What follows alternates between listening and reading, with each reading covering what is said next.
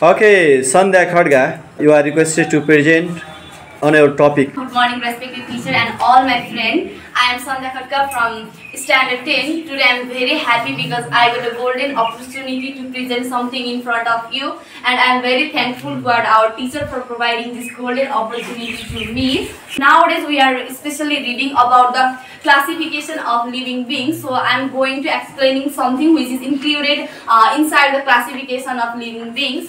So at first, classification of living beings means the grouping of the organism on the basis of their similarities and dissimilarities. There are especially 5 kingdoms in the classification of living beings: Monera, Protista, Fungi, Plantae and Animalia.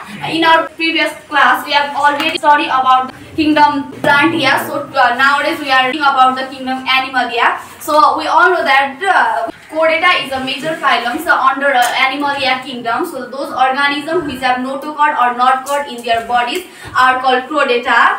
It includes the familiar animals like fishes, mammal, reptile, amphibian and mammal, as well as human also. As you all know that everything has its own characteristics, so that phylum Chordata also has its own characteristics. So now I am going to telling some major characteristics of phylum Chordata. A strong but flexible rod called notochord is present in the early stage or throughout the life. They have gill seals in the embryonic stage. Their eyes are originated with brain, not with the skin. They have endoskeleton with a backbone. They have chambered heart and enclosed circulation system, that is, blood circulates through the blood vessels.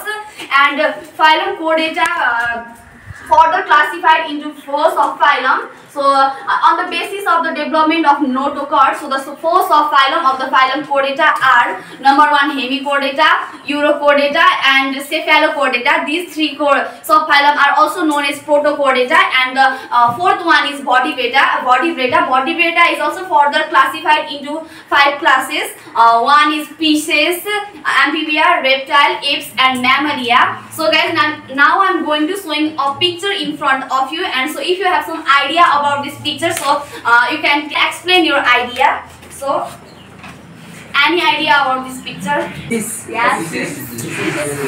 As thank you all of you, and you all are right. As you all know that this is a picture of the fish, and it is included as a class fishes. So now I am also going to explaining some about the class fishes. So fishes are the class of cold-blooded aquatic vertebrate that live in water and respirate through the gills. It is the simplest and oldest group of vertebrate, and it is also known as fishes. So it also has its own characteristics. So now I am going to telling several characteristics of class fishes. Their body is long, flat and streamlined to reduce water resistance. Their body is covered with the waterproof scales. They have paired fin for the locomotion. They respirate through the gills. Their heart has 2 chambers. One is auricle and another is ventricle. Their body is divided into head, trunk and tail. They are poikilothermic or cold-blooded animal. So most of the fishes are oviparous, but the fishes like shark is viviparous, and the fishes are unisexual organisms. So the example of fishes are shark, seahorse, roi fish, etc. Thank you all of you for listening me, and hope my presentation will be informative. Thank you. Well done.